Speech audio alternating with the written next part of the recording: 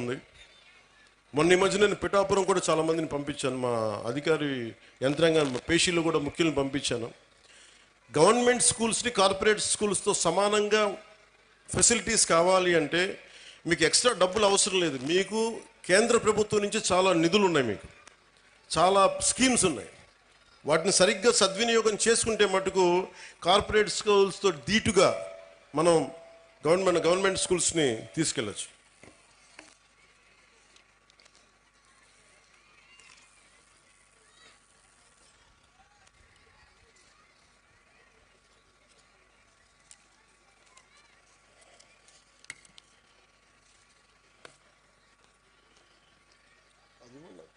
Collector గారు తీర్చు.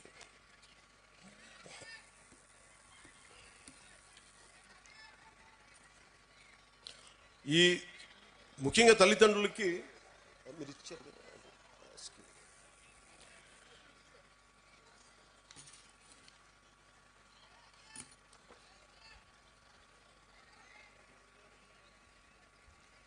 ఇది కేంద్రం వాళ్ళ నిర్దేశకత్వంలో ఉంది. ఇది చాలా రీసెర్చ్ చేసి 21st సెంచరీకి పిల్లల్ని ఎలా తయారు చేయాలనేది ఈ ప్రోగ్రెస్ కార్డ్ కేవలం చదువులకు సంబంధించే కాదు. ఇది వాళ్ళకి భావ వ్యక్తీకరణ నైపుణ్యాలంటే మీరు ఎలా మాట్లాడాలి, మీ కమ్యూనికేషన్ స్కిల్స్, ఒకసారి మీ భాషను చెప్పుకోవాలనుకున్న, మీ బాధల్ని చెప్పుకోవాలనుకున్న, మీ భావాల్ని పంచుకోవాలనుకున్న ఆ పిల్లలకి స్కిల్స్ ఉన్నాయా లేదా అనే దాన్ని కూడా అంశం తీసుకునేది.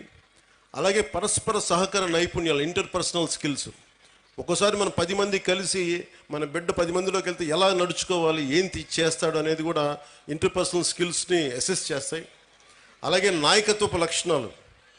మీరు చాలామంది అక్కడ కూర్చొని చూస్తే చాలామంది స్టూడెంట్స్ కొంత బాధ్యత తీసుకున్నారు, వాళ్ళ లీడర్షిప్ స్కిల్స్ పెరిగేవి. అలాగే లాజికల్ థింకింగ్, ఈ విధంగా వెళ్తే మనకి ఏం జరుగుద్ది, ఒక తార్కికంగా, ఒక రేషనల్గా ఉండేలాగా ఈ లాజికల్ థింకింగ్. సాధారణ కేవలం మన చదువులే కాదు, అన్ని అంశాలపైన సంపూర్ణ అవగాహన ఎలా ఉంది. అలాగే పర్యావరణ అవగాహన, ముఖ్యంగా మనకి నీటి సమస్యలు కానీ, ప్రకృతి మనకి పర్యావరణ సమస్యలు కానీ, వీటి మీద అవగాహన కల్పించేది. అలాగే NCC, NSS, scouts and guides, అది దాని మీద అవగాహన. అలాగే పిల్లల్లో ఏ విధంగా వీళ్ళు ఎలాంటి మనకి స్పోర్ట్స్లో రాణిస్తున్నారు, అలాగే ఎలాంటి కళల్లో వీళ్ళకి నైపుణ్యం ఉంది, ఇవన్నీ కూడా చాలా ఉన్నాయి. చాలా ఏ పాలసీ అయినా చాలా అద్భుతంగా ఉంటుంది, ఏ పాలసీ అయినా సరే. కానీ మీరు చేయాల్సిందల్లా ఆ పాలసీల్ని వాడుకోవటం. మీరు స్కూల్స్ మీద తల్లిదండ్రులు ఒత్తిడి పెట్టాలి. మీరు ప్రభుత్వం చాలా చిత్తశుద్ధిగా ఉంది, మేమందరం బలంగా మీ వైపు ఉన్నాం. తల్లిదండ్రులు మీరు కనుక మా బిడ్డలు బాగుండాలి, వాడి భవిష్యత్తు బాగుండాలి అంటే మీరు బయటకు వచ్చి మీరు స్కూల్ ప్రిన్సిపల్స్తో కానీ, అధ్యాపకులతో కానీ, ఉన్నత అధ్యాపకులతో కానీ మాట్లాడి మీరు మా దృష్టికి తీసుకొచ్చి, వాళ్ళ దృష్టికి తీసుకొస్తే తీరని సమస్యల్ని తీర్చే బాధ్యత మేము దృష్టి పెడతాం. క్యాబినెట్లో దాని గురించి మాట్లాడతాం. మధ్యాహ్న భోజన పథకం కూడా డొక్కా సీతమ్మ వారి మధ్యాహ్న భోజన పథకం కూడా అమెరికా లాంటి దేశంలో అమెరికన్ ప్రెసిడెంట్ ఫస్ట్ లేడీ ఆవిడ ఆధ్వర్యంలో ఉంటుంది. దేశం మొత్తం మీద పబ్లిక్ స్కూల్స్లో ఉండే ప్రతి భోజన పథకాన్ని ఎలా చూస్తారు అనేది ఆవిడ ఆధ్వర్యంలో ఉంటుంది. అలాంటిది నేను ఇందాక కలెక్టర్ గారు చెప్తే నేను ఒకటే అనుకున్నాను, దీన్ని ఖచ్చితంగా క్యాబినెట్ దృష్టికి తీసుకెళ్తాను, ముఖ్యమంత్రి గారి దృష్టికి తీసుకెళ్తాను. క్వాలిటీ ఫుడ్ ఎలా ఉంది, ఇక్కడ బాగుందా బాగలేదా. ఎందుకంటే చాలా చోట్ల మన గ్రామీణ ప్రాంతాల్లో కానీ, మన విద్యార్థుల్లో కానీ బలం లేదు శరీరంలో. దేహదారుడి వయసు 14 ఏళ్ళు ఉన్నా, 16 ఏళ్ళు ఉన్నా 12 ఏళ్ల పిల్లల్లాగా ఉన్నారు. వాళ్ళకి దేహదారుఢ్యం లేదంటే సరైన పోషక పదార్థాలు లేవు.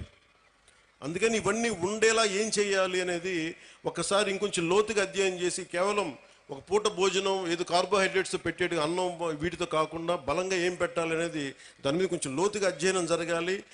అమెరికాలో ఎలా అయితే ఫస్ట్ లేడీ చూశారో ఇక్కడ క్యాబినెట్ చూడాలని నేను కోరుకుంటా ఉన్నాను.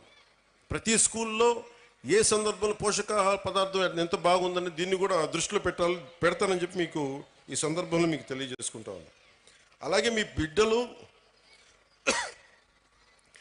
డ్రగ్స్ ఎలా ఉన్నాయి, నాకు నిజంగా చాలా ఆశ్చర్యంగా ఉంటుంది. డ్రగ్స్ ఈ స్థాయికి వెళ్ళిపోయినాయా పిల్లలకి? అవి చిన్నప్పుడు ఎప్పుడు వినేవాడిని నేను. అది ఒక దేశాన్ని చంపేయడం అంటే మత్తు మందుకి అలవాటు చేస్తే దేశం చచ్చిపోతుంది. మీకు ఓపీఎం వార్ తెలుసు, మీరు చిన్నప్పుడు మీరు పాఠాల్లో ఉంటాయి మీకు. చైనా ఓపీఎం వార్స్ అందరికీ మొత్తం మందులు అలవాటు చేస్తే వాళ్ళకి తిరగబడే శక్తి పోద్ది, ఆలోచించే శక్తి పోద్ది. అందుకని మనం ఇది ఎవరన్నా సరే ప్రణాళికతో చేస్తున్నారా, ఇది ఎవరన్నా ప్రణాళికతో చేస్తున్నారా లేదంటే ఇది యాక్సిడెంట్గా జరుగుతుందంటే ఒకసారి దీని మీద దృష్టి పెడతాం.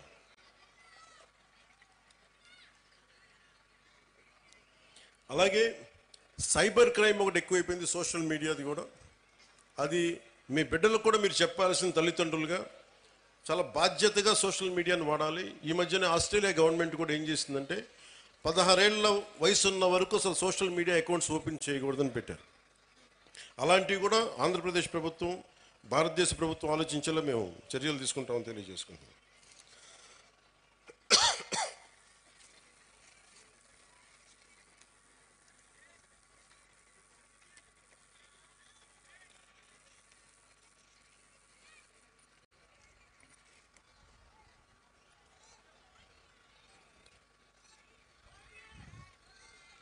సినిమాలు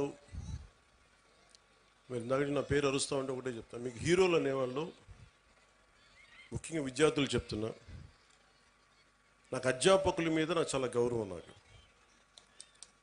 చాలా చాలా గౌరవం అధ్యాపకుల మీద. మీరు ఊహించుకోండి, మీ అమ్మా నాన్న ఇంట్లో ఉన్న 2-3 బిడ్డల్ని రోజు చూసుకోవాలంటేనే ఎంత కష్టపడతారు. అలాంటిది పాప అధ్యాపకులు ఒక్కొక్క సెక్షన్కి 30 మంది విద్యార్థులు, 40 మంది విద్యార్థులు, 20 మంది అందరినీ కూర్చొని ఎంత ఒత్తిడి తీసుకుంటారు అధ్యాపకులు. అందుకని అధ్యాపకులకి మనం చాలా సహకరించాలి. చాలా కష్టం అధ్యాపక వృద్ధి. ఈ దేశం బాగుండాలి అంటే కాంట్రాక్టర్లు కాదు మనం పెట్టాల్సింది డబ్బులు, అధ్యాపకుల మీద పెట్టుబడి పెట్టాలి. అధ్యాపకులు నిజంగా గనక బడ్జెట్ పెంచితే, అధ్యాపకుల మీద కనుక పెట్టుబడి పెడితే, వాళ్ళ కనుక నిజంగా విలువలతో ఉన్న అధ్యాపకుల్ని బయటికి తీసుకెళ్తే ఈ దేశం చాలా అత్యంత అద్భుతంగా ఉంటుంది. అందుకని అధ్యాపక వృత్తి హయ్యెస్ట్ పెయిడ్ జాబ్ అవ్వాలని నా కోరిక. ఆ రోజు జరుగుద్దా నాకు తెలియదు, కానీ నా ప్రయత్నం నాకు చేస్తాను. ఎందుకంటే నాకు చిన్నప్పుడు టీచర్స్ నాకు నేర్పించిన పాఠాలే. ఒక టీచర్ నాకు దేశభక్తి గురించి చెప్తే, ఇంకో టీచర్ నాకు సైన్స్ గురించి చెప్పాడు. ఒక్కొక్క టీచర్ సరిగ్గా ఉంటే మనకి ఆ సబ్జెక్ట్ మీద ప్రేమ వచ్చేస్తుంది. సో టీచర్స్ కూడా నా విన్నపం, నాకు తెలుసు మీకు ఎంత కష్టాలు ఉంటాయో. మీరు నలిగిపోతూ ఉంటారు, పిల్లల్ని చెప్పి అలిసిపోయి, ఈ పిల్లల్ని కూర్చోబెట్టిలోపు 5 మంది లెగుస్తూ ఉంటారు, మీరు అలిసిపోతారు. పోషకాహారం మీకు కూడా కావాలి. నిజంగా నాకు అదే అనిపిస్తుంది. ఎందుకంటే అలిసి నేను సభల్లో మాట్లాడుతూ గొంతు అవిసిపోతూ ఉంటుంది నాకు. సో పోషకాహారం పిల్లలకే కాదు, మీకు కూడా కావాలి. మీకు కూడా వైటమిన్ డెఫిషియన్సీ ఉందా, మీకు కూడా ఒకసారి వైటమిన్ డెఫిషియన్సీ ఉంటే విసుగు వచ్చేస్తుంది. సో అది కూడా చూడాలని నేను కోరుకుంటా ఉన్నాను. Highest paid job should be for teachers. ఈ దేశం బాగుండాలి. ఎందుకంటే మీరు సరైన టీచరు ఒక్కళ్ళు దొరికితే దేశం తాలూకు దిశానిర్దేశాన్ని మార్చేస్తారు. నాకు ఒకే ఒక టీచర్